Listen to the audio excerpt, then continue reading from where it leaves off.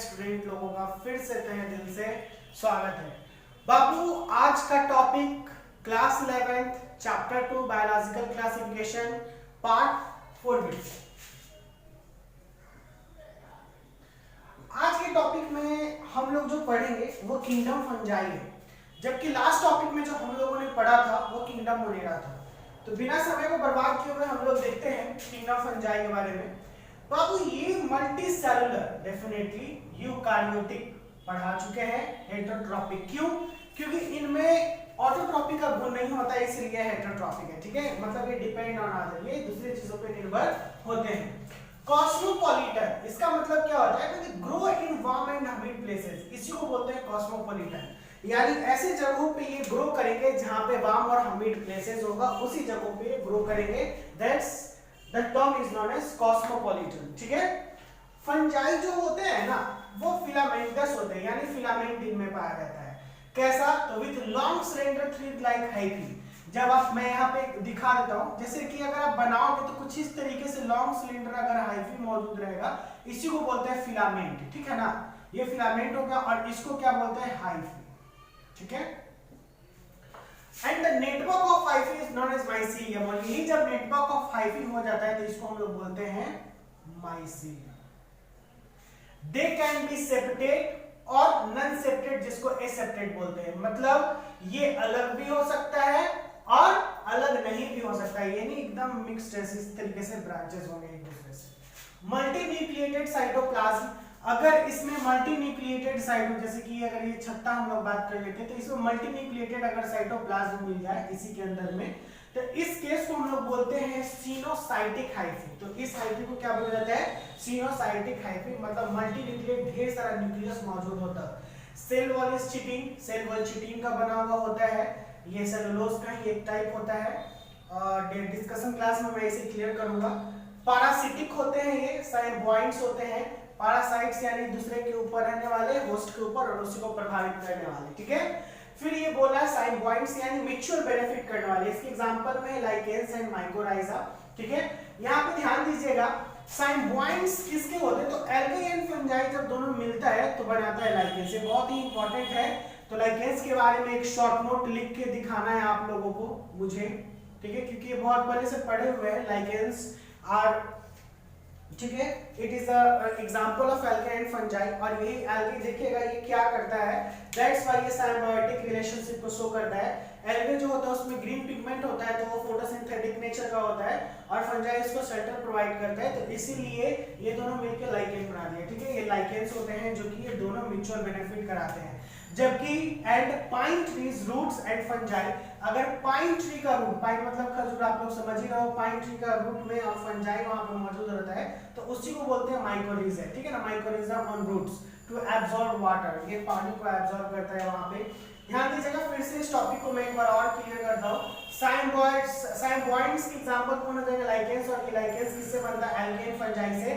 जबकि माइकोरिजा के बारे में बात करते हैं, पाइन ट्री के रूट में और फंजाई का जब कॉम्बिनेशन होता है तो माइकोरिजा बोलते हैं। और ये pine tree roots and fungi के रूट्स में पाए जाते हैं टू एब्सॉर्ब वाटर, ये पानी को हेल्प करते हैं एब्सॉर्ब करने में। ये भी साइम्बॉइड्स के लिए हेल्प किया। ठीक है ना, म्यूचुअल बेनिफिट किया, यानी यहाँ पर फंजाई को शेल्टर मिला पाइन ट्री के रूट में, और ये फंजाई क्या किया, वो पानी को एब्सॉर्ब किया। तो इसको एक नाम दिया गया, जैसे दो चीज मिलके बनाए तो एक नाम दिया। जैसे यहाँ पे एल्गी फंजाई दिया तो लाइकेंस, और यहाँ पे पाइन ट्री रूट और फंजाई नाम दिया तो माइकोरिजा। इसको याद रखिएगा, बहुत इंपॉर्टेंट है। ठीक है, absorb water. Reproduction by fragmentation, ये रिप्रोडक्शन जनरली तीनों तरीके से करेगा। ठीक है ना, वेजिटेटिव रिप्रोडक्शन, एसेक्सुअल रिप्रोडक्शन और सेक्सुअल रिप्रोडक्शन। तो यहाँ पे आप लोग देख लीजिएगा, मैंने रिप्रोडक्शन आप लोग 10th क्लास में पढ़े होंगे और 12th में भी पढ़ना है, तो उसमें और डिटेल में हम लोग बात करेंगे। Reproduction by fragmentation, fission, budding के थ्रू करेगा। एसेक्सुअल रिप्रोडक्शन oospore, ascospore और basilospore के थ्रू करेगा। और सेक्सुअल रिप्रोडक्शन के कुछ स्टेप्स होते हैं यहाँ पे। ये स्टेप सबसे पहले होगा प्लाज्मोगैमी। ये सेक्सुअल रिप्रोडक्शन के दौरान सबसे पहले स्टेप में आएगा प्लाज्मोगैमी, सेकंड कार्योगैमी, और तीसरा मियोसिस इन जाइगोट रिजल्ट। ठीक है, इन हैप्लॉइड स्पोर।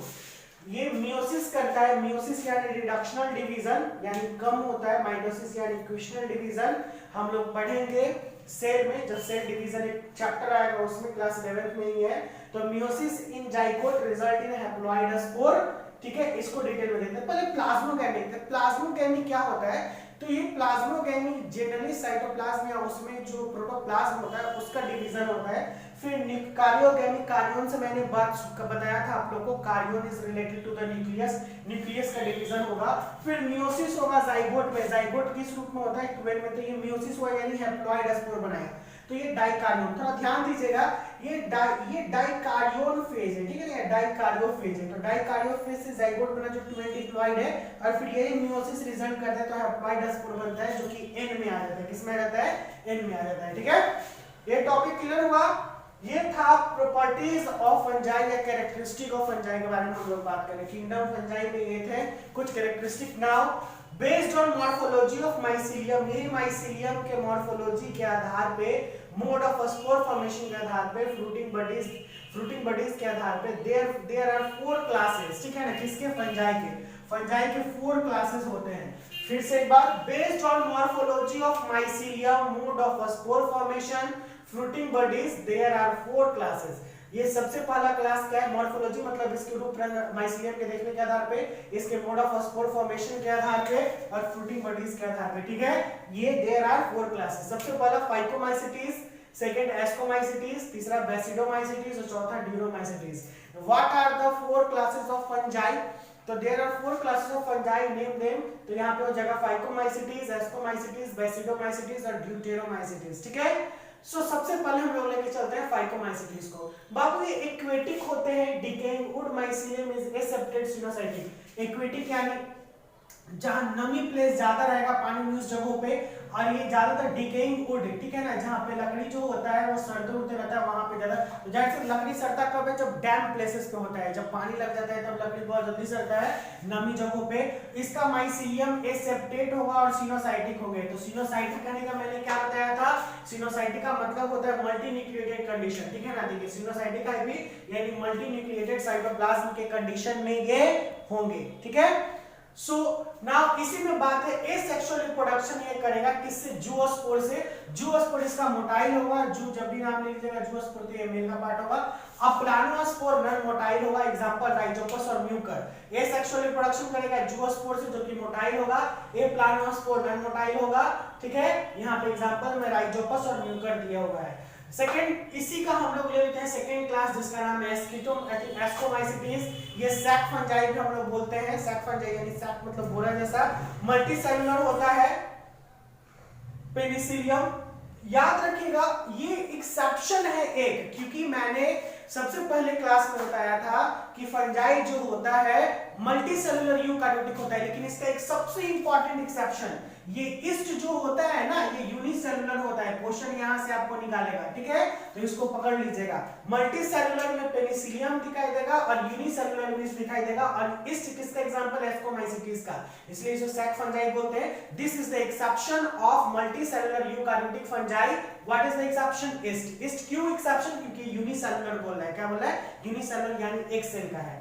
सैप्रोफाइटिक की नेचर, तो सैप्रोफाइटिक, डिकम्पोजर्स, पैरासिटिक, ठीक है ना, कॉप्रोफिलस, ये सारे नेचर के होंगे, ठीक है ना, सैप्रोफाइटिक, डिकम्पोजर, पैरासिटिक, कॉप्रोफिलस। चलिए एक टॉपिक और है कॉप्रोफिलस, आपको नोट में लिख के बता रहे हैं कि कॉप्रोफिलस क्या होता है। Mycelium is branched and septate, mycelium इसका ब्रांच होगा और सेप्टेट होते हैं अलग अलग। Asexual spore are called conidia, इसके जो एसेक्सुअल स्पोर होंगे इसका नाम होगा कोनिडिया, ठीक है। Sexual spore are called ascospore, जो सेक्सुअल स्पोर होंगे इसका नाम होगा एस्कोस्पोर। एग्जांपल अगेरिकस जिसको मशरूम भी बोलते हैं हम लोग। अभी जस्ट आप लोगों ने देखा एसेक्सुअल, यहाँ पे जूओस्पोर था जो मोटाइल था, प्लानोस्पोर मोटाइल नॉन मोटाइल था, तो यहाँ पे एसेक्सुअल स्पोर कॉल्ड कोनिडिया यहाँ पे हो गया, और sexual spore are called ascospore. Example में अगेरिकस जिसका बहुत बेहतर तरीके जानते हैं मशरूम, और मशरूम बहुत तरीके के होते हैं, कुछ खाने वाले होते हैं, कुछ नहीं खाने वाले भी होते हैं, यानी पॉइजनस होते हैं। तो जो एडिबल मशरूम होता है वही मार्केट में मिलता है जिसको हम लोग कंज्यूम करते हैं। तो आज का टॉपिक हम लोग यहीं पे रखते हैं बाबू, अगले क्लास में इसका 2 टाइप, और नेक्स्ट वीडियो यानी part 5 video is the last video of biology classification. So stay tuned on our channel, ठीक है, bye bye, have a good day.